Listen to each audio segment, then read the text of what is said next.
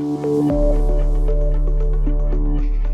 this is a distinguished lecture series. It's a highlight of our annual calendar. And we run this to really honour the legacy of Professor Dennis Anderson, whose visionary thinking has inspired, I think, us here at Imperial, but more widely across the globe in thinking about energy systems and transformation across research and policy. I'm really delighted as well that this event tonight is being co-hosted by the UK Energy Research Centre, UKERC, in collaboration with Imperial's new School of Convergence Science. And I'm delighted that we have both the director of UKERC, Rob, and two of our schools for sustainability co-directors, Mirabelle and Nilay, here to support the activities. UKERC plays a really important role in shaping the national landscape, thinking about how the whole systems energy research needs to intersect with our policy colleagues.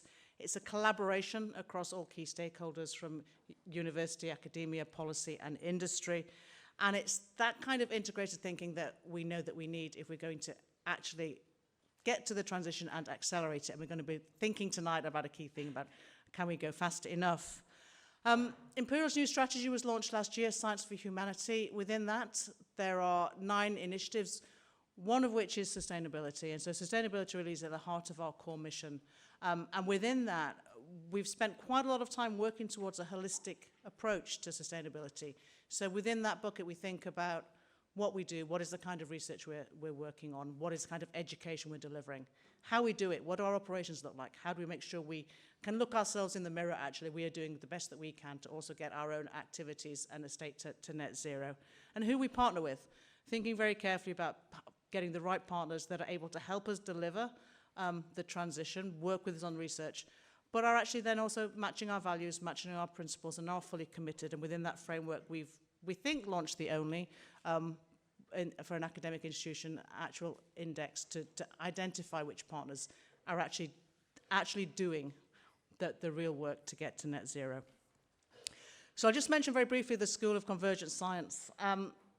Imperial has a long history of doing interdisciplinary work and work that is mission-led. As part of the new strategy, we heard from most of our stakeholders that we should do more of that and be more ambitious.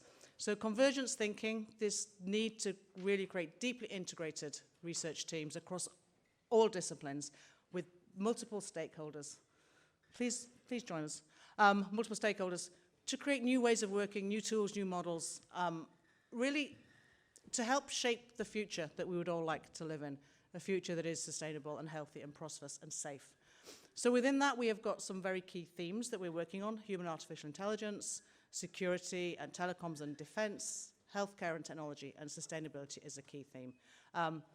And part of this exemplar integration, we have co-directors from across disciplines, and I'm very pleased that Mirabelle, who's an economist, and Nilay, who's an engineer, both co-directors of our sustainability theme, are going to give us some reflections at the end of tonight's lecture. So quite excited to hear that different ways of perspective.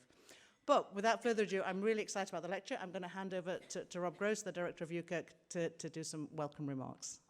Thank you, Rob.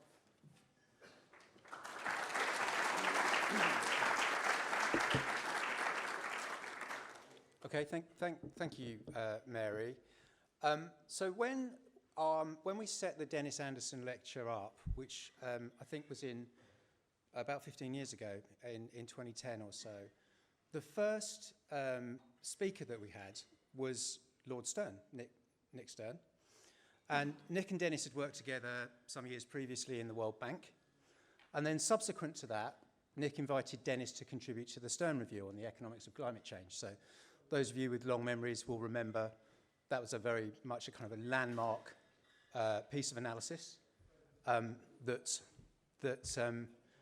sorry, we're just going to close the doors. The Vice Provost for Research is just going to close the doors. And so Nick invited Dennis to contribute to the Stern Review. And I think one of the defining features of Dennis's input, so Dennis was an engineer turned economist, and one of the defining features of Dennis's input to the Stern Review was to make innovation and technological change one of the pillars of the Stern Review, along with pricing externalities and addressing the fact that people don't always respond to prices. So I think pretty good, 3 approaches. And so I think Dennis who died shortly after the Stern Review was published, would have been completely thrilled and delighted with the progress that we've made, particularly with renewables. And Chris is going to talk about electrification and the greening of electricity. So the progress we've made with renewables, I think Dennis, in many respects, would have predicted, but would also have been thrilled to have seen the amount of progress that we've had. Talking about UKERC, I'm not going to bang on about UKERC, but one of the things that Dennis was involved with, again, towards the end of his life, and one of the very first reports that UKERC produced was on the costs and impacts of intermittency or variable renewables. So if you cast your mind back to then, which was about 2006, 2007, we were being confidently told that you couldn't have more than 10% renewables on an electricity grid because the grid would fall over. And so again, I think, a contribution to the advancement of the understanding of the energy system, as well as the technological progress that can come with it. So I think that's enough by way of a little bit of, kind of longer-term historical context to the lecture series and to what Chris is talking about now. So I've been privileged to be working a little bit with Chris on the Clean Power mission, and he's going to be talking more about that and the wider context to that. We wouldn't have such a full room if Chris needed a lot of introduction, but he's now the head of the Clean Power unit, Clean Power mission, mission control, mission controller. I mean, he has various different names. I'm not sure which one he's going by this evening, but driving forward through the Whitehall machinery and with wider stakeholders and industry that Clean Power mission. Prior to that, he was the Chief Executive of the Climate Change Committee, and he's also been in the Scottish Government and in the Treasury. So with no further ado, I'll invite Chris to come and give his talk. Thank you. Thank you. Thank you, Rob. Thank you to Mary as well. And thank you all for coming out tonight. Now, the next question is how I get the slides to work. So if we just get that to see if that works. Let's see. That is me in one of the worst photos I'm aware of me. Also the one that everyone always uses. So look, yes, Rob gave me a lovely introduction here, and thank you very much for doing that. I'm very glad to be here with you tonight to talk about this theme of how fast can we go. So Rob and I talked about what I might call this lecture, and I came up with this idea of how fast can we go. When I was compiling the slides for this, I thought of a better name, and you'll see that later on. But the point of this is to say, I think this is the theme that we should be focusing on. It's the reason why I do the job that I do at the moment, and the reason why I accepted that role when it was offered to me by Ed Miliband. It's also just fascinating as a way to think through the future. So what I'm going to talk about tonight is drawing on the job I do now, but also the one I did before. This is actually my second go at the Dennis Anderson lecture, so obviously didn't do a good enough job the first time. So I was invited back to do it again. It was COVID, yeah. So back in 2020, I did this online. I have a memory of doing it in my living room because I wanted the backdrop to look nice. But we had just, at that point, at the CCC, published the 6th carbon budget advice. And it was one of a number of things that I accepted to do to talk about it. And it was really good to do it. Quite a weird era for me, and I'm sure for you as well, because my colleagues and I had worked really hard on this thing over lockdown.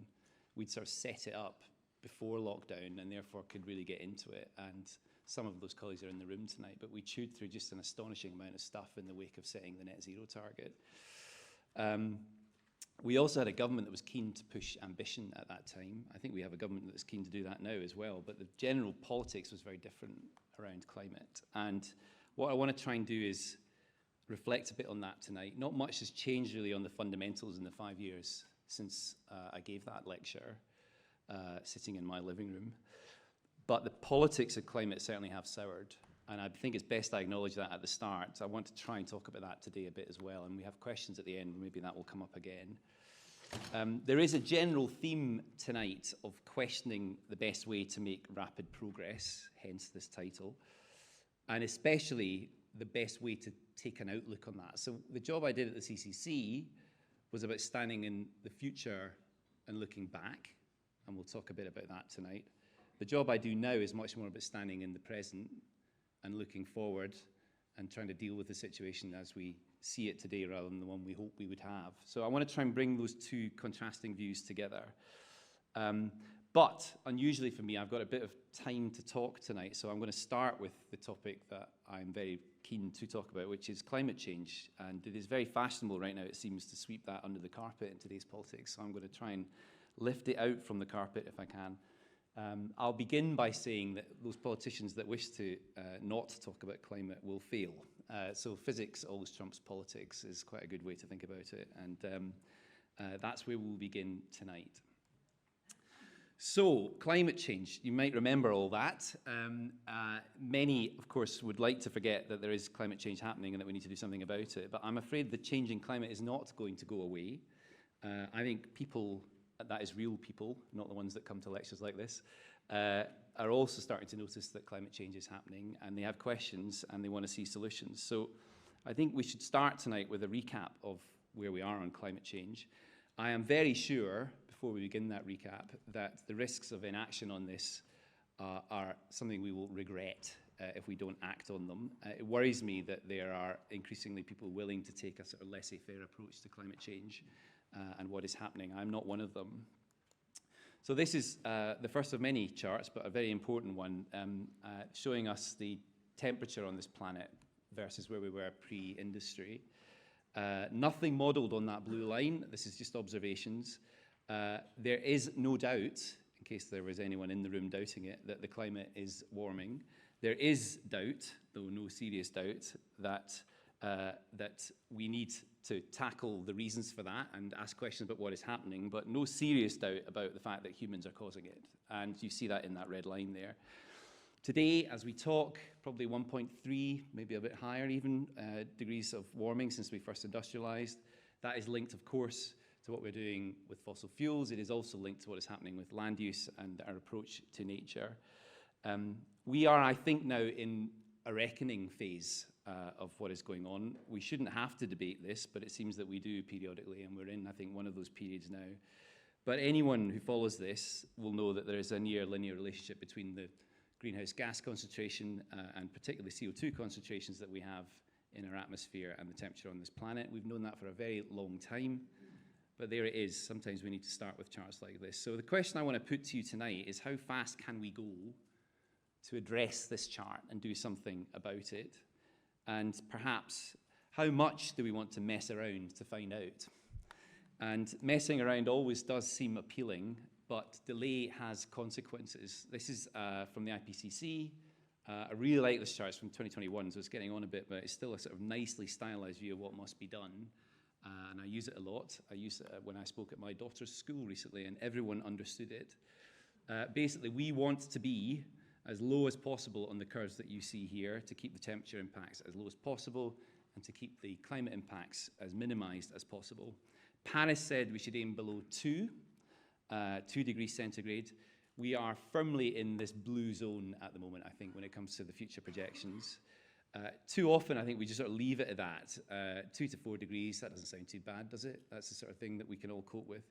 But I think we should do more to try and confront the impacts that we see from those kind of temperature impacts and talk about them. So again, another set of charts that I particularly like and representations of that future. This is from the Met Office now, and again, a few years back, but still, I think, amongst the best things. I used this with the Ministry of Defence in one of the more remarkable things that I was asked to do in my time at the CCC. I agreed to speak to an all-staff event at the Ministry of Defence, and was then told that would include an invite to 250,000 people.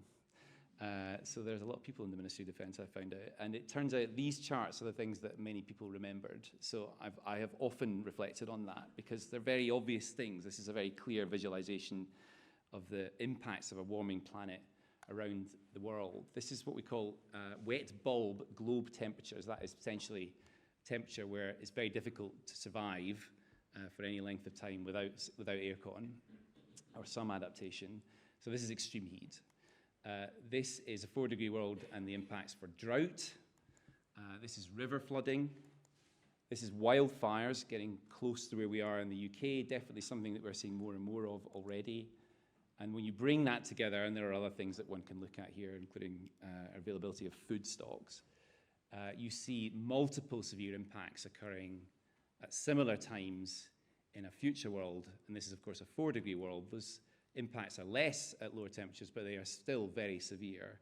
These are very important things, and I think occasionally we forget to talk about them because we're worried about doom-mongering. And I understand that, but I think in the time we're in right now, it's worth reminding ourselves that these are major impacts.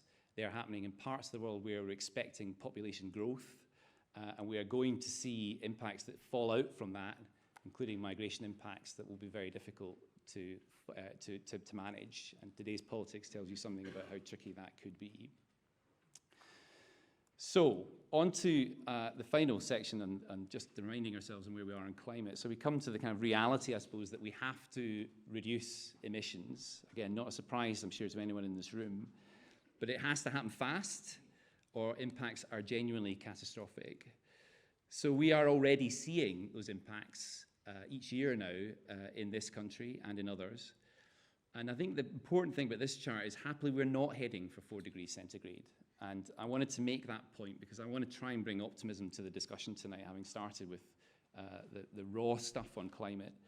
We're not heading for 4. In fact, if you follow the current policies line at the moment, we're heading to something like 2.7, which is better. Just a few years ago, we were definitely in a higher target range. Today, the path of those present policies takes us to something below 3, certainly. But be under no illusion, that is still catastrophic, and we have to work very hard to bring it down to those lines that you see in the green and the yellow, or even the blue, potentially. So these are important things. The reason for that progress is partly diplomacy. It is partly, of course, the reality of the science, which is more and more understood. But I would argue, as I will tonight, that it's much more about markets, it's much more about technology, it's much more about competition, driving a change now to move us away from fossil fuels, the things that are causing that temperature increase. So tonight I want to try and unpack that just a little more. Let me end this section though with just a sort of truth, I suppose. You may well say that you believe in climate change, but you are skeptical about net zero, and I have heard some people say that. That might sound very clever indeed, but the position is fundamentally incoherent. Net zero is a fundamental, at global level, if we do not reach net zero CO2, just to make the point, it is simply the point when warming stops. So until we reach it, it's going to get pretty toasty on this planet. So that is physics rather than politics, as I mentioned. And here I think I might have some common ground with the current critics who say that net zero is being used as a slogan now. I think that is probably true, and perhaps that has had its day. I actually think it's worth debating that. A jury is out. But the core concept is one that is still important because it's from science, and we cannot escape it. It will remain until we achieve it. So I think the only question is how we reach it and how fast we can go on the journey to getting there. So with that, let's leave the kind of global story for now. We will return to it, and let's turn to the UK approach. And here I'm going to go back to my time at the CCC and try and draw out some thoughts and lessons from the time I had there. I've actually had, as Rob mentioned, a pretty privileged 15 years or so, a bit longer than that maybe now, working on climate and energy policy from various standpoints. The early part of my career, I didn't work on climate. In fact, my very first job was to be responsible for bringing more oil and gas out of the North Sea. So that was the first job I had in the Treasury, was to try and manage that. I've spent years since trying to recover from it. But I've had a very privileged 15 years, let's say, of working on this stuff, from first the Scottish Government, then from the CCC, and now back into UK government. Mostly from the standpoint of implementing the legislation that we have in various forms across the UK for climate. And I want to say this now because it's under threat. There is a lot to be proud of in that framework that we've established in the UK. The framework itself, of course, has been replicated around the world. I think it's done a very, very important job of providing the clarity and the certainty that people in this country want to see, that investors in this country want to see, that investors outside of this country also want to see. It has also been the platform for us to be more active on this in the global space, more active in our diplomacy. And it is therefore something, as I mentioned, that we should be proud of and something that we should want to retain. I think it is also a framework that has worked. So looking at a few charts to try and unpack that a bit more. This is quite a good assessment of our achievement, looking back since 1990 on decarbonising emissions in this country. This is emissions within the territory of the UK, territorial emissions or production emissions. We're about half of 1990 levels today. And quite a nice shape to that chart, I think you'll agree. So it's heading in a very consistent direction, decades-long period now of decarbonisation, which goes way back beyond 1990.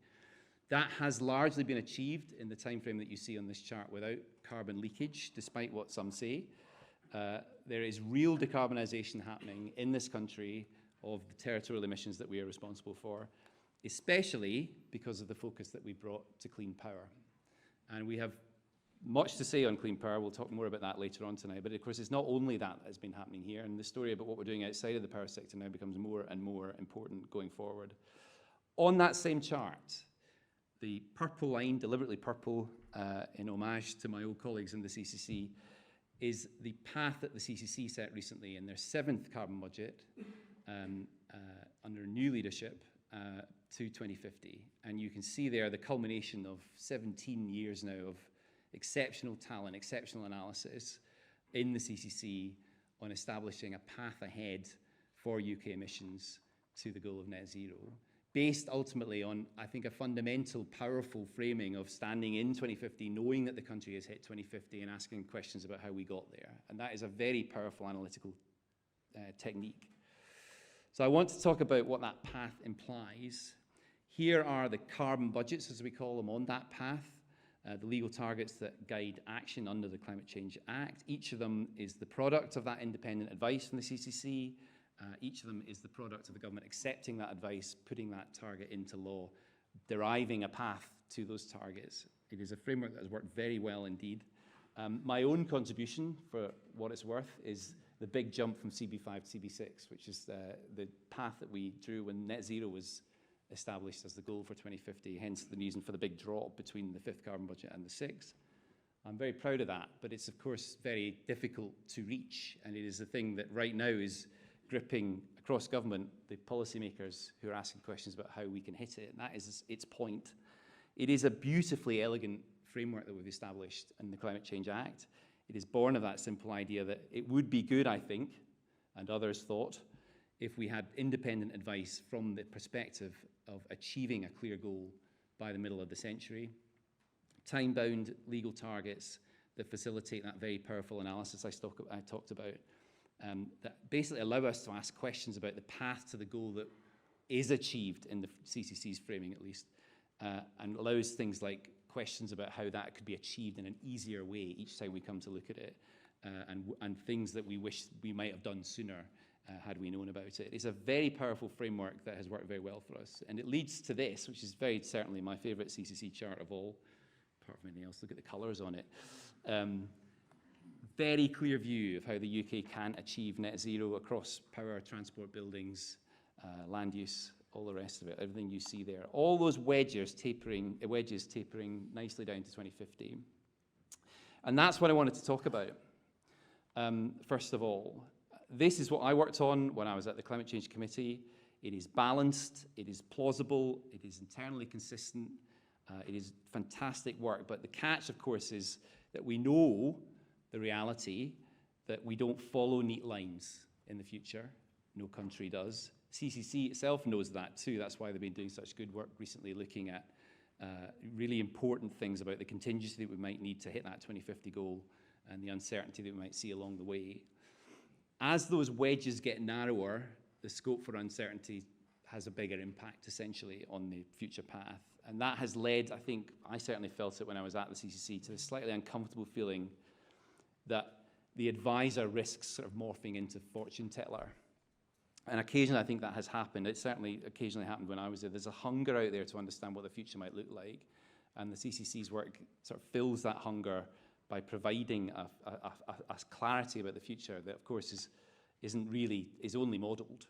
So I wanted to kind of talk about that tonight. I don't think it was ever the CCC's role to provide that kind of fortune-telling service. The challenge is, of course, that in providing it, it also helps to sculpt that future. So it's a very important service. But we're in a point now where we've built this sort of unrivaled modelled future under those restrictions of the Climate Change Act.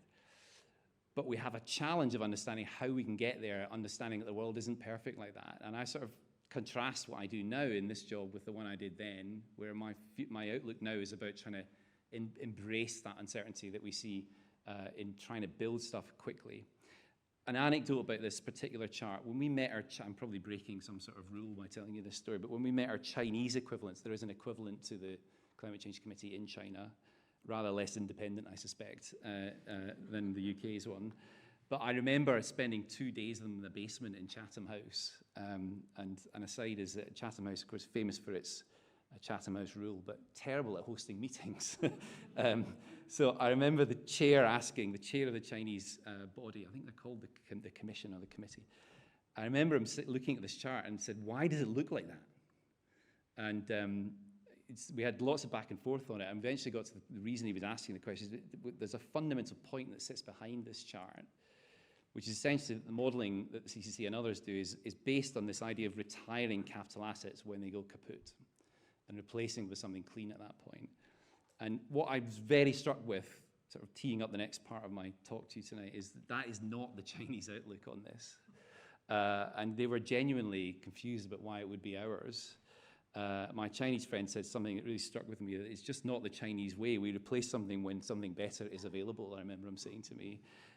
We are happy with that. Why are we replacing early strategy? Why would we wait? And it really has struck with me because it's of course, a modelling assumption, but it's not one that you will find the Chinese being overly burdened by. So it tells you something about how these things might play out differently if we're willing to embrace a bit of creative destruction along the way. So let's just focus tonight now for the remainder of this talk on this section. And this is a chat really about electrification. Electrification on this chart, and certainly my view is does 70–80% perhaps of the job of the remaining carbon abatement that we need to do to get to net zero in this country. It's probably similar in every other country. In 2008, we didn't know it would be quite as important as that, but we knew it would be important. And the CCC was among the very first to structure an informed argument about the value of electrification. But we certainly know the power of electrification now. And we also know that this is where that creative disruption I was talking about is really happening. And that model view to 2050 doesn't easily show that creative process, that innovation process that Dennis Anderson would have wanted to talk about, that is taking place right now. But when you look around you, and especially if you look beyond the UK, you really are now seeing it happening, I think, in real time. Electrification is where the action's at. So tonight I want to argue perhaps that there is a bit more room for us, even in this country, to embrace a bit of the kind of messiness that comes with electrification and allowing that innovation process to run riot. No country in history has ever really developed its economy along smooth lines like this. There are bursts of progress, moments of stasis, political reversals, technological surprises along the way. That's the fun of it. So let's try and embrace some of the excitement about what's possible here. And that's the key, I think, to us going quicker. So next, lately I've been using this term, electrostates. I'm very pleased to see that have some sort of wider currency now. It's come up now a few times where I see people using that term a lot. I don't lay claim to it solely, but it's one that I've been particularly interested in. I am interested in the fact that we are, I think, in this country, overly obsessed, certainly in the climate movement, with what's happening with petrostates, and we should be more interested in what's happening in electrostates. Now, what do I mean by electrostates? Those are the countries and the regions of the world that are accelerating, particularly the electrification of end uses. So that's the transport, heating, cooling industry, all the stuff that you saw on that previous chart. They are the countries that are most willing to adopt the electrical technologies quickly. They are also building a power system largely around cheap renewables that feeds those technologies the power that they need. And they're doing that in quite a kind of modular way. They're doing it really, really quickly. We are in a period when I think we need to be paying more attention to what is happening in those parts of the world that are really embracing this. And that is why I think we can move faster. It is also the secret to how we do that, but it's also potentially a worry if we don't pay enough attention. I'll try and unpack that in this section. So let's just look at some of the ways in which you might see evidence of those electrostates playing out. So let's start with UK, EU, and United States. We're looking here at the share of electricity in final energy consumption. I've cobbled this together from various sources. But really interesting, about 1 in 5 units of energy is electricity at the moment in the UK. That's similar to the EU, similar to the US. If we go forward, look at Norway. So Norway is a sort of poster boy, or poster girl perhaps, for the embracing electrification. Lots of good reasons for that, mainly the fact they've got so much hydro and have built their whole energy system around that. So Norway stands out as unusual, and globally it's very unusual. But when we look at this is where I start to think we start to see something quite interesting. In China, from a low base, relatively low base, China's already at sort of 1 in 3 units of energy being electricity. Remember, we're barely 1 in 5. So if you look at China, and if you think the future is electric, I think it is. I encourage you to think the same way. Right now, that future is being built in Asia. And even at the world level, sort of, we're seeing this now creeping up to the sort of UK average here already. And I find this fascinating because we are in danger of falling behind now on our use of electricity. That is electrification of those end uses, I talked about it. What's happening in China, what's happening in Asia, what's happening even in Norway for that matter, isn't about climate, I think. It may be part of the story, but electrostates, I think, are building competitive advantage. They are controlling also the supply chains. This is particularly true of China. They are scaling the manufacturing that sits beneath the stories that we're talking about tonight. They are securing the jobs that will be there in the future. The climate impacts are there too, but they are secondary, I think, to that. And of course, they too are positive. But that's what leads China to be confident about the achievement of its future climate objectives. Again, drawing on that meeting that we had with the Chinese, very memorably said to me, we set targets when we know we can hit them, and we always outperform them. So that is a kind of a really interesting take on the confidence that's coming from those parts of the world where this story is playing out now. I think we need to get laser focused on this challenge and what is happening in Asia and other parts of the world, because I think the West essentially risks becoming a buyer rather than a maker of that clean economy, and that is something that we should all be concerned about here in the UK. Time for some climate positivity, though. So to reach net zero, electricity as a share of final global demand, this is around the world, probably needs to grow to half or more. And really interesting, this is showing you just last few years on that share there. The red chart there is total final consumption. It's looking also at buildings, industry, transport there. If we want to get to that kind of share, and this is the IEA's projection, we need to increase per year increase in electricity as a share of final global demand requires about a 4% increase each year. I don't think that's very much at all. And if you look at the electrostates, that is exactly what's happening. So that kind of shift towards a more electrified economy is in play in those parts of the country, in those parts of the world that are embracing this. It's in fact far in excess of that in some parts of the world. And that is what can lead us to the kind of trajectory that gets us back on track for the targets that we've set in Paris and in other parts of the discussion on climate. In the electrostates, it's exactly what's happening. It's based not on those climate objectives at all, but instead on rolling forward the marginal gains that come from electrification to the economy, increasing the pace of rollout over time, something we can learn from the S-curves of adoption, of course, the scaling benefits that come from all that deployment. That's what's driving it. And it's exciting when you see it, and it's within grasp, and it will get us back on track for the climate goals that we've set if we really run for it. Another take on it. So next, let's look at the renewables challenge. Now, just to say at the top here, this is not all about renewables. I am an advocate for renewables, of course, but I'm also a fan of any clean power source, including nuclear, all the rest of it before you ask. But if pace is your goal, then renewables is where it's at. And that is also something that we should think about tonight. It's quicker to roll out renewables, it's easier to permit renewables, it's therefore where we can see the real dynamism playing out around the world. So let's look at what we see here. In any scenario in which clean energy grows faster than energy demand over time, fossil fuels eventually get squeezed out of the system. So this stuff really matters. We will come back to what that means for the UK in a second, but this is what's happening in the UK. Utterly remarkable to see this chart when you see it. So this is looking at 2000, 2010, 2020, and latest stats. This is electricity generated by renewables in terawatt hours. We've moved from almost nothing to being the second biggest market for offshore wind over that time. Something remarkable has happened in the UK. Change of scale here so we can see some of the bigger territories. Look at what's happening in China. And it is wild to see it. But look at what also is happening in India, what is happening even in the United States. There is a thing happening here across the world, which again, we should think twice about ignoring. Renewable scale-up is happening, particularly in China. It is utterly staggering what is going on there. If you look at new renewable deployment, it's now meeting almost all of their new energy demands in China each year. The rollout of wind and solar each year is, at the moment at least, greater than the rest of the world combined. That is also true, incidentally, of the EV rollout, and it is amazing to see it play out. Again, we should pay attention. It's quite interesting also to see the US story here, I think, because many of you would read, I'm certainly one of them, about the slowdown that people are expecting in the coming years. I tend to think that's not going to happen. The fundamentals of this are still there, but the United States is actually pretty strong on this stuff, particularly because we've seen solar deployed at scale, but also some of the wind projects in there too. Let's see where we go next with that, but it's very interesting to see that. This is, I think, the disruption that renewables has long promised. It is the combination of this stuff plus the electrified end uses that is driving disruption generally in the energy market, but also in economies across the world. It is a winning strategy, and just to draw on the world story now, it is also playing out globally.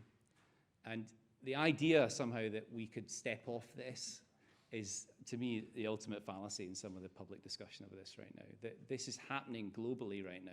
It is a very obvious trend. It is happening in one direction, and you need to be sort of King Canute if you think you can hold it up. So it is very exciting, but back to my story, Asia is where the action is. And as much as I sympathize with my colleagues and friends in the climate movement who are out there every day campaigning about the oil and gas companies and their activities, I think we have to stop being disappointed about what they do and stop being disappointed about those petrostates. It's not surprising they want to sell more oil and gas. We need to get more focused on the implications for our competitiveness in the West if we don't keep pace with the electrostates, and especially China. Just to add to that, total share of electricity generated there and the difference between 2024. Now, I show that chart because we are actually pretty high in the pack there now, though you can't see it on this chart. But China now up to a third of electricity generated by renewables. I think they will power well past that in the next couple of years. Well, that's renewables. Now, question, can the UK join that club? Some killer charts again from my old colleagues at the CCC. None of this, I think, in terms of the story I'm telling you tonight, should surprise us. So it's down to, I think, three factors. So the first of those is efficiency. Electrified technologies are 3 times more efficient than fossil. And that is very simply because those fossil fuel systems waste 2/3 of their energy as heat. There is a cost to that. It's a very big number. It's in the trillions of dollars each year. So first thing is, if you can be more efficient by electrifying, you probably should as a country.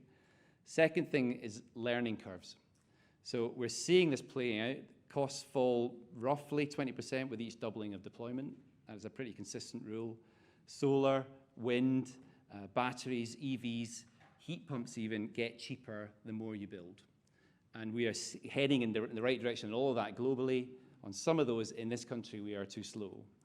But those cost falls don't come by waiting. They come by embracing the deployment. And the third thing, which again might be a discussion point later, security. 80% of people live in fossil fuel importing countries. We are one of those countries. Almost all countries have renewables potential to satisfy all of their demand multiple times over.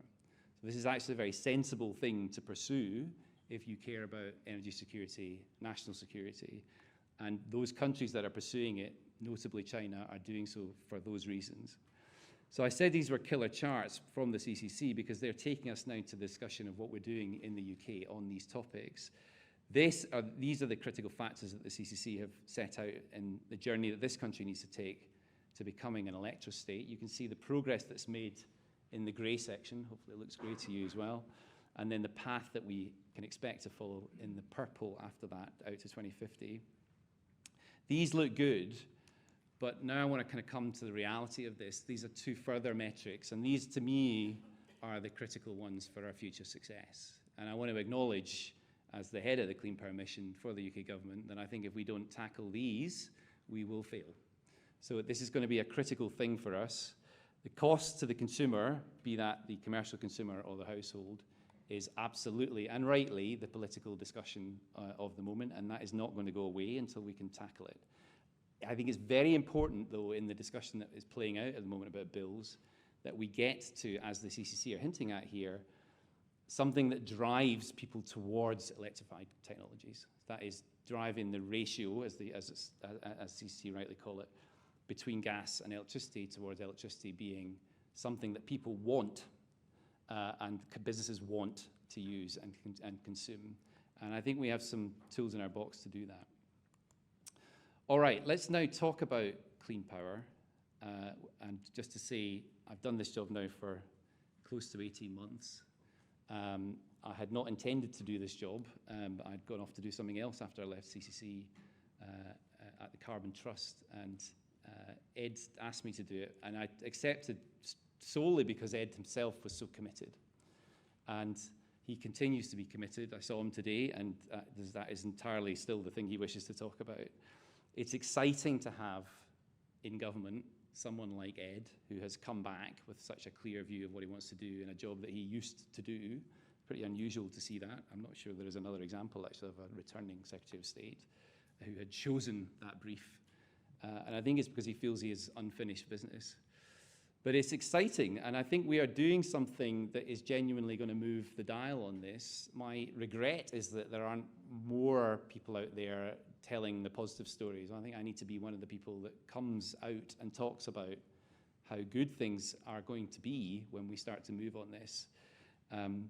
Clean Power 2030 is, of course, the entry ticket to us being in that club of electrostates. We're not quite there yet, but the promise of clean power, for those of us who work on climate at least, is that it gives a very clear statement to people and businesses in this country, which is essentially, we'll do this job, we'll clean up the supply. After that, anything you plug in, relax, it's zero carbon. That was the reason I took this job. I happen to think there's a broader set of reasons now for this clean power mission to succeed. And I want to talk about some of that tonight. The climate framing is, of course, one of the key goals and definitely something that drives me personally. But the pragmatism that we need to get on this journey, which is really about the broader energy transition in this country, can also be driven through this mission, I think, as does some of the issues. 2030, of course, is tomorrow in energy system terms, but it is also, I think, a prelude to us having the right long-term strategy for our energy system as a whole. So I think a sprint makes sense on a number of grounds. I'll try and convince you about that tonight. So let's dive in. So the first thing to say is that we aren't doing too badly when it comes to decarbonising electricity in this country. And there are lots of people who ask the question, why are you in a rush to go any further? And it's a legitimate question, I think, to ask. But just to dwell on this, you can see the impact of what has happened in the UK over the last 10 or 15 years in that blue line there. And that is largely about the closure of coal. So there is a great story about how that has been managed, largely without the challenges and difficulties of previous energy transitions. Coal itself, of course, has been a weeping sore, of course, in the last 50, 60, 70 years of energy transition discussions. But in the power sector itself, we have now closed coal in a way that has largely stepped around some of those deeper social issues.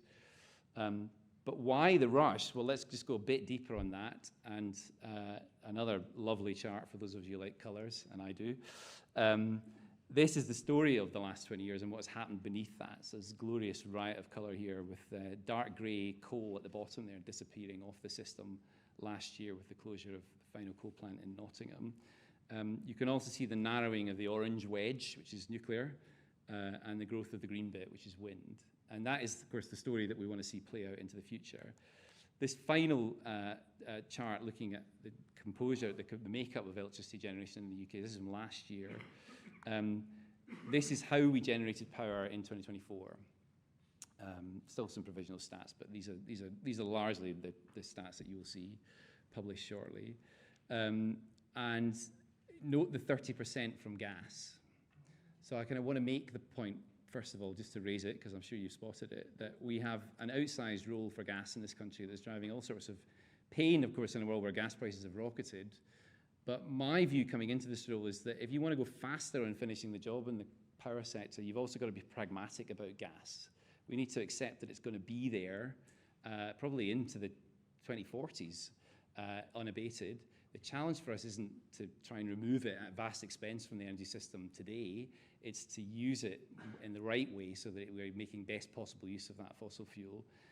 And of course, it is the thing that allows us to accommodate more and more renewables. And that is, for me, the pragmatic point, is that we don't need to achieve 100% clean power. We know that the last 5 to 10% is where the real expense lies. Let's use that gas flexibly, and let's allow it to play its role as accommodating renewables. And that flexibility you get from gas is what permits that at scale. It is also, interestingly, ultimately, what will be its demise, because its ability to flex to accommodate renewables is eventually what will cause it to be displaced entirely. So gas plays a really important role in our present power system, and will continue to play a role, but our goal is to try and minimize that as quickly as we can to something that is less than the 100% that we might previously have needed it in the past. I want to come to this as being the start of the story of what we're trying to do for 2030. So let's begin with a question of demand. Now, this is an update on some work that NISO did for us about a year ago now, looking at the future of electricity demand by 2030. So 2030, not too far away. One of the more surprising insights from that work, reaffirmed by some recent work we've done internally in DESNZ, is that we're not actually expecting that much by a way of increase in electricity demand over the next 5 years. This highly debatable topic, in particular, this bit of it, so that is where you will find the electricity demand for data centers. But even if we get, top end, lots and lots, and land all that investment that we'd like to see happen in this country, it still doesn't make that much difference in terms of aggregate level electricity demand. What does that mean? Well, that's slightly surprising finding. Despite the fact that EVs are growing, we're seeing domestic actually probably slightly fall, continuing a recent trend over the next 5 years in their energy use. We may well see more demand from non-domestic, but it still won't be a huge shift. That means that the period that we're in now is actually quite benign in terms of growing the clean power system that we want to grow, so that we're ready for what happens after that. Now, there may be more to say on that, but that's the backdrop to what we're doing in 2030. I'll come back to this chart in a minute to show you where we go after that. Now we come to the good stuff. So what can be done by 2030? Well, I certainly have a view about that, but in a sense it doesn't matter what my view is, because I would like to know what NISO, the energy system operator's view was. So what you see on this chart is current capacity in 24 on the left. We're looking at the various technologies that are in the capacity mix. Then the two options that about a year ago NISO provided for us for the kind of power system that they thought could be delivered and operated crucially by 2030 to give you probably 90–95% clean power. And our illustrative scenario for what you could do in the department to pull that all together. That's capacity mix. Again, really important thing to look at is the grey bit on this chart. That's the gas story I was telling you about. Note that we have about 35 gigawatts of gas capacity in 2024. In 2030, we expect to have about 35 gigawatts of gas. Key thing is, if I roll forward to the output from that system, we think we can slim that down to something approaching 5% thereabouts of the total mix. So if you look at the current generation, again, still got coal in that mix from 24, you can see the top line there. Looking out to 2030, that's the NISO advice that we got 12 months ago, these two scenarios, which are actually very similar to each other. The big shift is that in the new dispatch scenario, we have some dispatchable clean power, similar to gas, but without the emissions. Just a little bit of that means we can take some of the pressure off the offshore wind rollout that you can see here. So further flex and renewable scenarios really maxing out offshore wind. And on the right there, the illustrative range that we've set internally in DESNZ that we think is achievable based not just on system analysis, but also pipeline analysis of projects that's out there. Now, this is pretty ambitious stuff. I think it is amongst the most ambitious things that any government in the world is aiming for when it comes to its power system. But it is also what I think you need to do to give a signal to the market to respond in the right way. There is room in here, of course. We're not spurious accuracy. There's room in here for a change in that mix. And now we come to this chart. So this is the culmination, I suppose, of the statement of that profound ambition that we came in with last year after the election.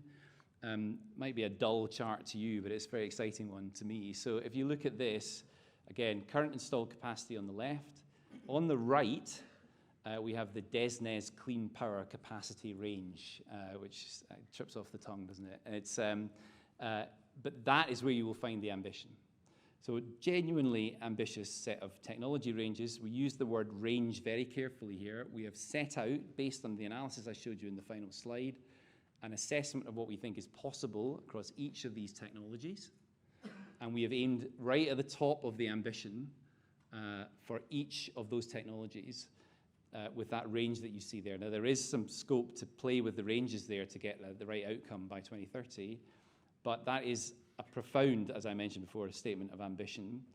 And if you want to deliver that, the other thing that we've done alongside that is where I think the most radical stuff that we've done actually in the first year or so is to say, look, somewhere in the pipeline of projects being developed in the UK at the moment, these projects exist to deliver those ranges.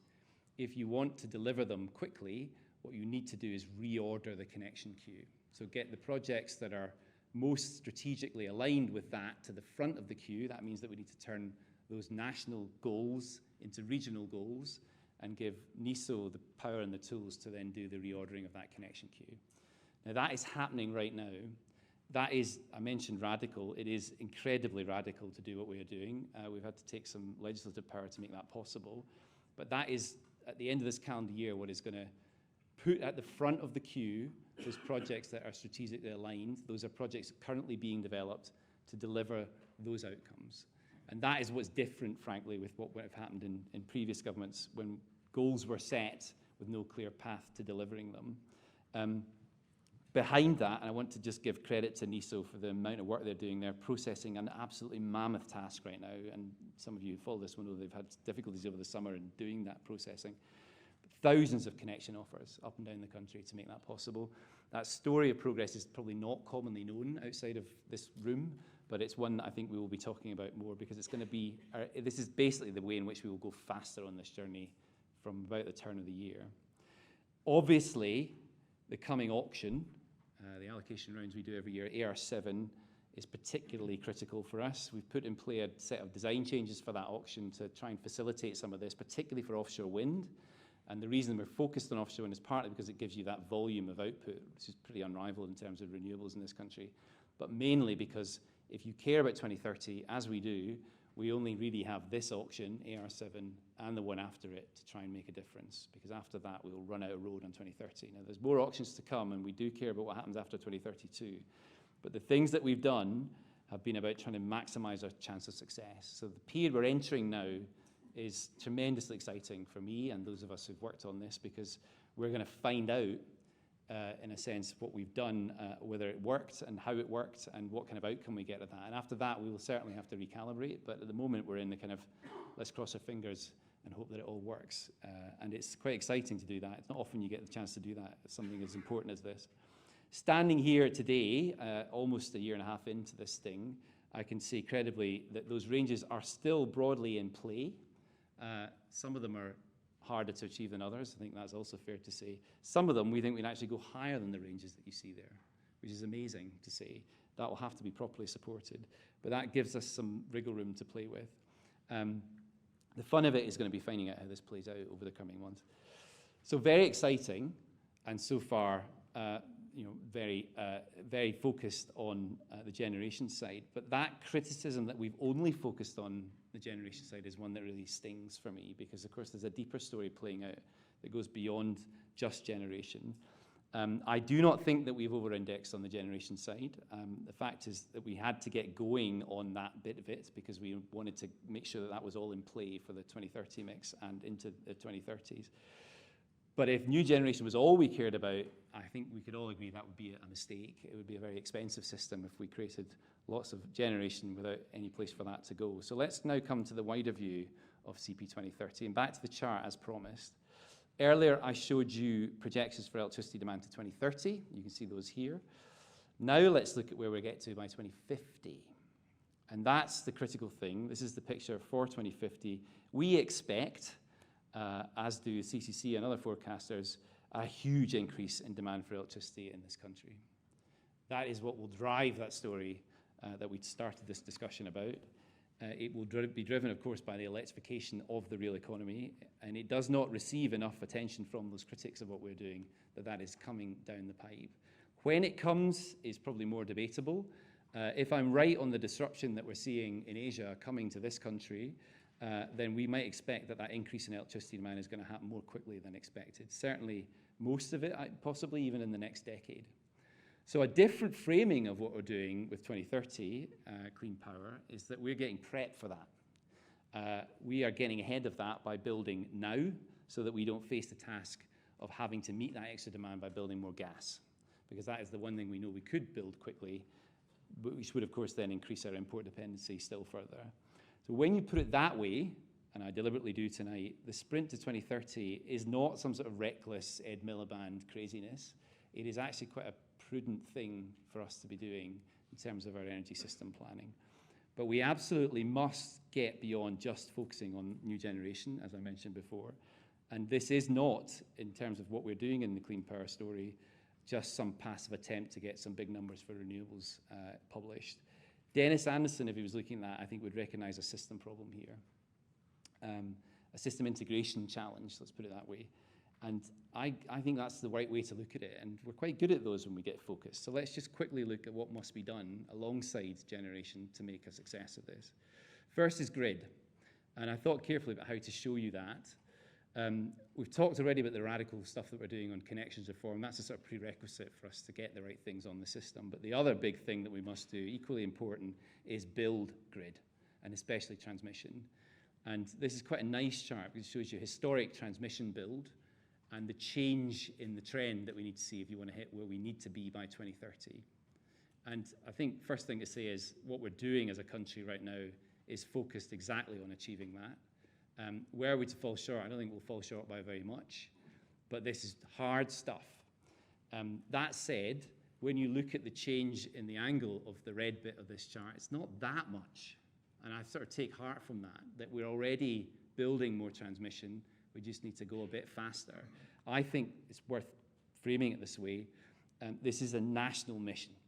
It's very, very important that we build that grid. We need to be bold. Some of this is difficult stuff, and I accept that too. But we've been bold on this before, particularly in the 50s and 60s. We will not regret doing so now.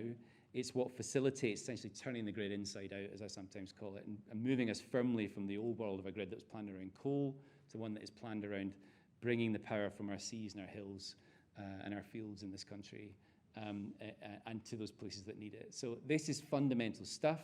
We have a plan here that is driven not just by energy policies, but also planning policies and supporting the key projects to get to market as quickly as we can.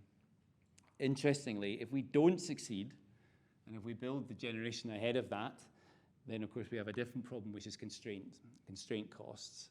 And unless we can see this kind of acceleration in the transmission build, we are going to have a major issue on that challenge. That's actually quite a good thing for us working on clean power, because it gives us a sort of de facto KPI, minimizing constraint costs, more and more an assessment of whether we're successful or not on clean power. Next, number 2, we need new energy storage. So I've shown batteries here, and the range that we've aimed for, you could see in the top right there. We have more in the system already to achieve those goals than we thought. That's very exciting. And that's going to facilitate the story of renewables, but also we need to talk about long duration energy storage alongside these short duration battery stories. And we have more in that system too. Ofgem, you might know, ran a cap and floor for long duration energy storage. We were aiming at 4 to 6 gigawatts. The interest in that was well over 25 gigawatts. So really exciting 8 hours plus stuff. Next, low carbon dispatchable that isn't gas. Now, really important, long duration energy storage gives you a bit of this. What we have at the moment is mostly biomass. We're at active policy trying to minimize that right now for all the reasons that you would expect. There's impact on nature amongst them. But we also need to support some new clean dispatchable. That's probably gas with CCS. If we can do it, a pathfinder on hydrogen to power. Both of those challenges are now in play properly with funding behind them from the spending review. And I think we can hit that target range. It's very exciting to be able to say that. That will help when we head into the 2030s. And fourth, definitely the most important, we need to focus on demand. And we need to focus on flexible demand. This was NESO's view of the flex that they thought could be available at peak in 2030. Most of it you can probably see is linked to EVs. Really interesting, the green bit on that, the sort of light green is vehicle to grid. And I do think now that will happen. There's always been, I debated it in the past, but I think it will happen. That's going to increase potentially much further the flexibility that's available in our power system. This is looking at peak. I think there's also a kind of fundamental need more generally to match demand to supply when it's available, whether that's at peak or not. We are embracing all of that in CP 2030. This, I think, needs to be our next priority. This is the gap to where we want to be on consumer-led flex, as we've called it. We called it consumer-led flex because we want it to be led by the consumer. This is stuff that we want people to actually want. That gap is big, so lots of ways to express this. It is big, but it is also super exciting. This is where the action is from my perspective. We can expect innovation in tariffs, in technologies, in information systems, all of which are designed to thrive in the growing complexity of that electrified world that we are building right now in this country and that we are seeing in other parts of the world already. We need to embrace that, just as other countries are doing. I'd like to see us in this country become pioneers of that. The period that we're entering is about filling in that gap and hopefully exceeding it. And that is the way in which we will go faster on this story. It is also the key to lower bills. If we can match higher overall demand to mop up that extra clean supply that we've got, then we'll get cheaper, cleaner unit cost overall. We've also, if we want to join those ranks of electrostates, and of course I think we should, we need to do more on the demand side in the coming period than we are on generation. So buckle up, because I think that is going to be our focus, and that is where I think we will see the disruption in this country. So coming to the end now, let's return to the theme of tonight's talk. How fast can we go? The simple answer to that question is we can go quite a bit faster as long as we want to. And this was my alternative theme. I rather wish I'd called it that. We might have had a bigger room for that. Good. I scream away, but listen, the reason I like it is because it's a fairground analogy, and it's what you'd hear if you're on the waltzer. And if you haven't been on a waltzer, I recommend it. But that's what we find ourselves on now, I think, and that is exciting for me. The transition ahead is going to be bumpy, it's going to be exciting, it's going to be surprising, rather than smooth and predictable. And perhaps our current fixation on that kind of model future, which is where the critics are, isn't telling the whole story. The other reason I like it is the other implication of SCREAM, which of course we might want to do for other reasons. So just coming to the final point in my talk to you tonight, for me, the single most compelling chart I know of on climate is this one. This has to be talked about, perhaps not screamed about. Or, well, perhaps we should scream about it, but this is the chart that was a shocker for me, and it's a shocker for anyone who understands that story of the linear relationship between CO2 concentration and temperature. We have known throughout the period on that red box all about that. So we're in a period now where we should be screaming to go faster on how we tackle it. Scream too if you think you can see this chart and then be skeptical about net zero, because that is just the point when that line stops growing. And that for me is absolutely essential. The perfect path to that kind of point doesn't really exist, of course. The fastest imperfect path is the one that matters. And I think the winning strategy, at the moment at least, is to invest and to do as much as we can in the short term to replace the dirty with the old, with the clean new, just as our Chinese friends are doing. So let's celebrate this achievement, my second last chart of the night. This is global investment flows, clean versus fossil, from the IEA. The crossover in global investment flows, clean versus fossil, happened in 2016. And I think that's not as well known as it should be. Any scenario in which clean energy grows faster than energy demand over a number of years means that fossil fuels are going to get squeezed out of the system. And that is now firmly underway because of this chart, even if we aren't seeing that yet in the headline emission stats globally. In the first half of 2025, clean energy growth exceeded total global electricity demand growth. Wind and solar growth alone outpaced total energy demand in 2024. And that is to be celebrated. It's exciting to see that. You can see what's making up the final year of that there in this chart. I think the real race isn't about whether that's happening any longer. The real race is about who is capturing the value from all of that.